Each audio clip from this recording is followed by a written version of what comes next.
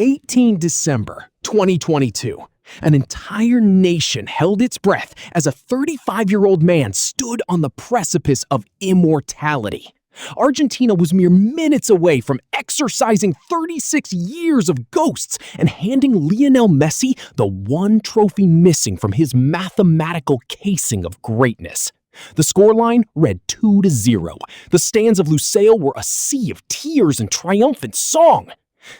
Then, Kylian Mbappé happened. In just 90 seconds of pure, unadulterated devastation, a teenage nightmare grew into a monstrous reality, tearing the script from Messi's hands and sending a whole country into a state of shivering panic.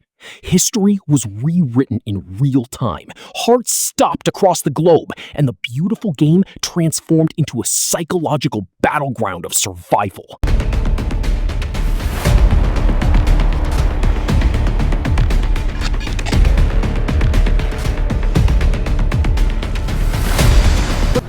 Truly understand why this night broke the emotional barometer of football, we have to pull back the curtain on the hidden mechanics of pressure, destiny, and the agonizing price of perfection.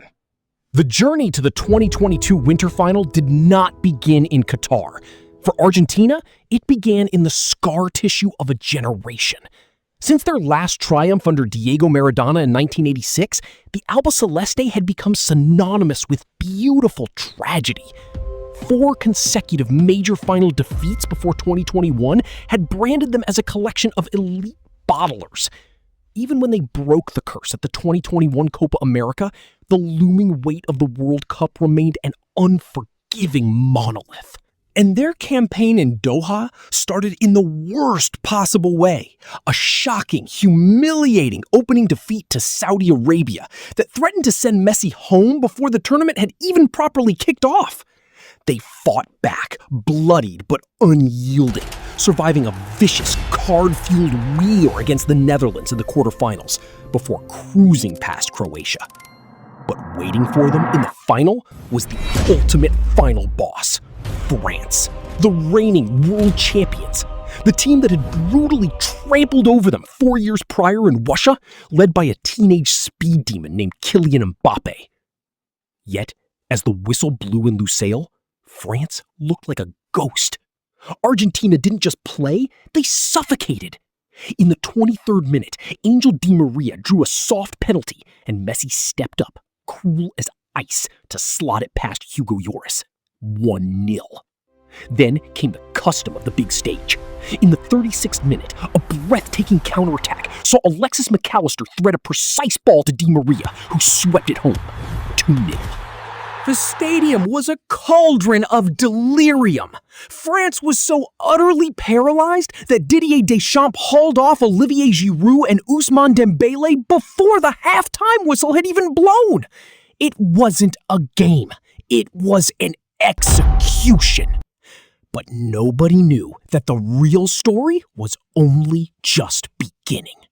For 79 minutes, the French frontline failed to register a single shot on target. The Argentine bench was smiling. Fans were already touching the gold. In the 64th minute, Lionel Scaloni took off the flying Di Maria, subbing on a defender to lock down the fort and protect the lead. It was a logical tactical decision. It would almost prove to be a fatal mistake. Out of absolutely nothing, the psychological tectonic plates shifted.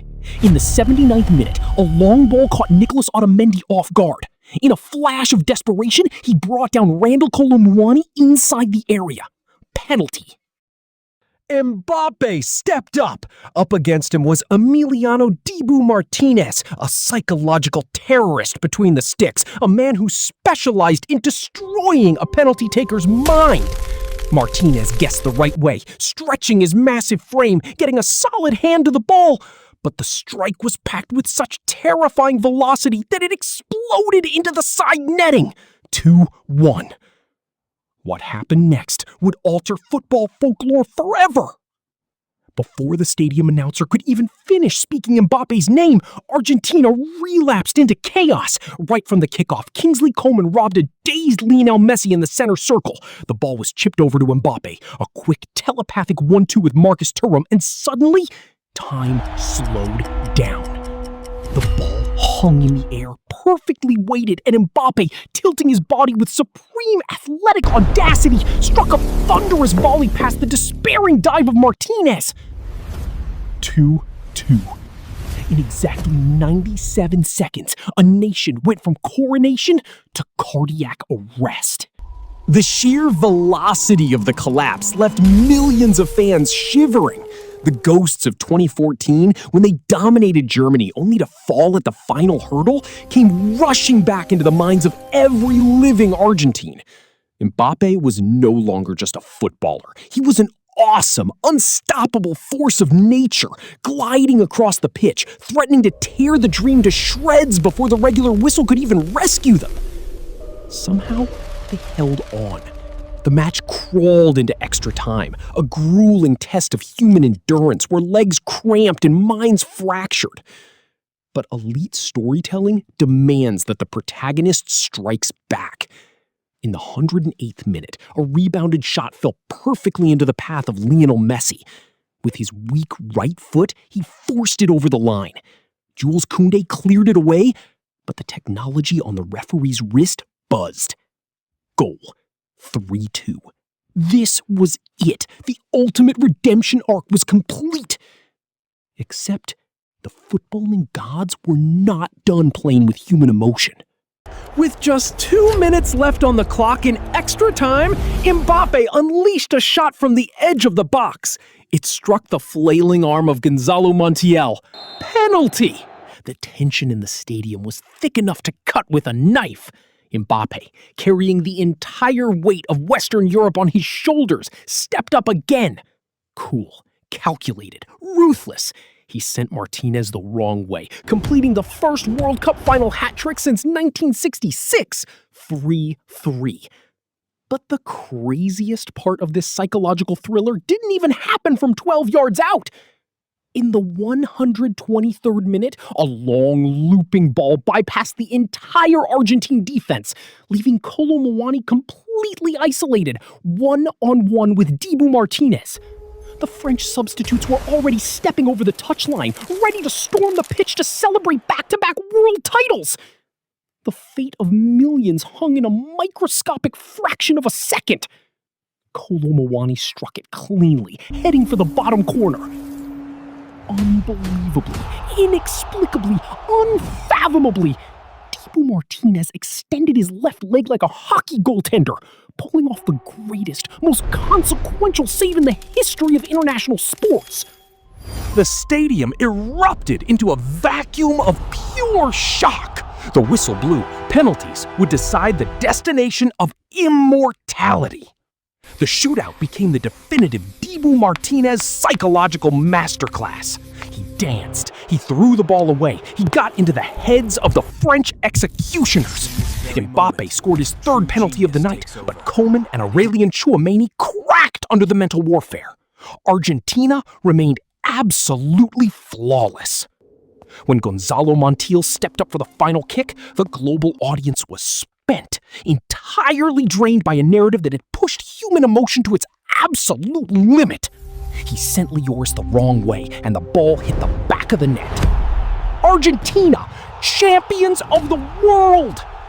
Lionel Messi fell to his knees, finally enveloped by the glory that had eluded him for a lifetime. They had reached the promised land, but to get there, they had to walk through a fire fueled by an elite antagonist. The 18th of December, 2022 will live on not just because a legend secured his crown, but because of the agonizingly beautiful cruelty of how it was won. It reminded us that in football, greatness is never merely handed out. It must be dragged from the clutches of despair, surviving the moments that make an entire nation shiver. If you want to experience more legendary football stories that push narrative tension to its absolute limit, make sure to hit that subscribe button right now. Don't miss out on our upcoming deep dives into the game's greatest tactical revolutions, historic rivalries, and the hidden mechanics behind football's most iconic moments. Tap the notification bell to stay locked in, and let me know your thoughts on this legendary final down in the comments below. Your support keeps this storytelling engine running.